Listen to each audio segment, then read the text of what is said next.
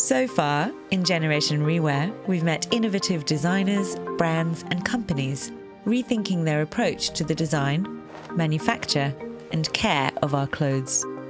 Ultimately, though, real sustainable change in the global fashion life cycle is down to us. More people need to know and realise, that they're not powerless, that they can do something about this. Globally, more than half of all fast fashion purchases are disposed of in less than a year. We need to take up the alternatives to fast fashion, and we need to rethink how we value and connect with our clothes. Otherwise, the planet will pay the price. In this episode, Vanish and the British Fashion Council talk to some of the people who are walking the path of slow fashion. Amanda Riley teaches the next generation sustainable skills from her home. Natty and Sarah have turned vintage fashion into a lifestyle. While Freya Brachini shares the story of a well-worn denim jacket. This is a RAF flight suit, which I customised by putting one of my embroideries on the back, and Sancho little matching bandana and a bit of camo as well. When I made my first dress, I was only 8 years old, so it was just part of me, really, from then on. I decided to start a little fashion school in my house, and that's where Fashion Factory's classes started. It's just so nice to be surrounded by children and passing on such an amazing life skill, actually, and something that they get so much joy from. This was a jacket that my dad got for my mum when she was pregnant with me. He's from the States, so I think it was like a classic American thing. It's like a men's jacket. It's very big and oversized. It's still got the stones in here. And I remember when my mum first gave it me, she was like, don't lose these stones, and I got rid of one. It's starting to fray a little, but it's been on nights out, it's been to Birmingham for uni, it came with me to London, and I love it to pieces. There's pictures of her kind of pregnant. That one, yeah, that picture. So I assume she must be pregnant with me there, which is quite special. It's great having something where you buy it and it's cool. You have that instant satisfaction.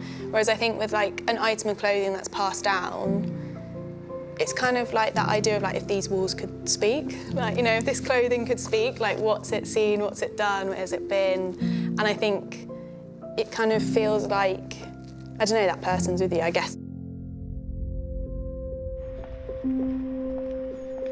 I'm inspired by 1930s, 40s, mostly.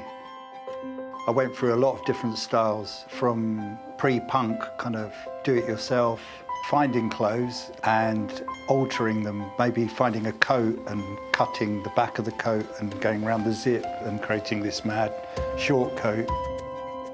I started off from an artistic point of view and putting attachments like clocks and dials.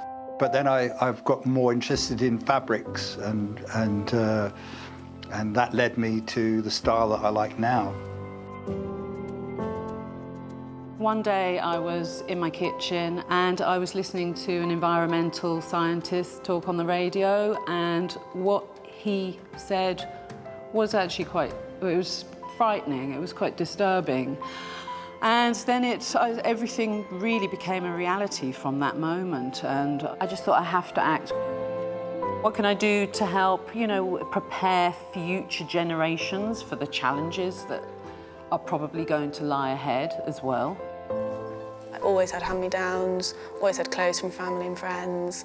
And so when we were in the States, I was wearing boys' clothing because we had friends who were boys and they were bigger than me, so I just wore their clothing. And so I think it's been normalised to wear clothes that were other people's. I remember as a child and teenager being very interested in my grandmother's clothes and just go to her room and open the dresser and try the gloves and try the hat. Fashion is always cyclic, isn't it? So in the 60s, there was a big revival of the 20s. So I guess that there was always people interested in vintage.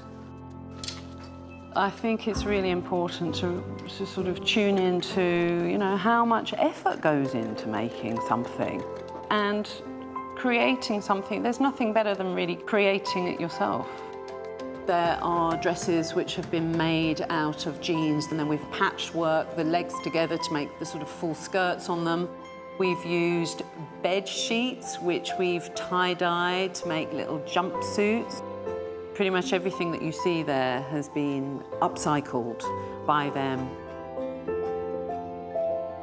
I think for me, sustainability, is about kind of not leaving too much rubbish and being more circular, I guess, in how you live and how you exist. It's up to the consumer, I think, to think about what their responsibility is. If I spend money on things, not that I've got any money at the moment, but if I spend money on things, I don't feel as fulfilled as when I actually make something with my hands or use my mind to reinvent something that I've already got.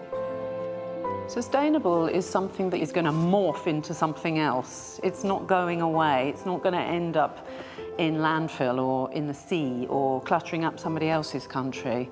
It's going to go on as long as it can until it completely falls apart. And then no, even when it falls apart, it's still going to continue. Yeah, it's just going to be used and used and used. I like to think myself as the present owner of this garment or this object, but I want to think that after me will pass to other person, and it will just carry on the history of it.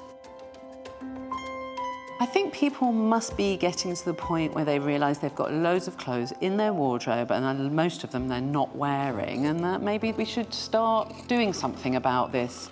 I guess for me, it's a lot about not washing them too much. I often wash on like 30 or like a quicker setting just to use less water. You can use special, I think they're called guppy bags inside the machine. You can even get special filters now so that the microfibers don't go into waterways.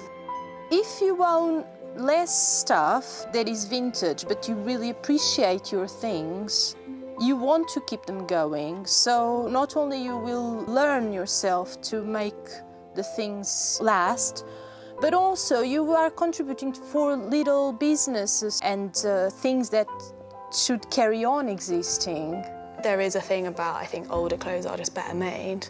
But I think back then they were made less, you know? Like you bought less stuff.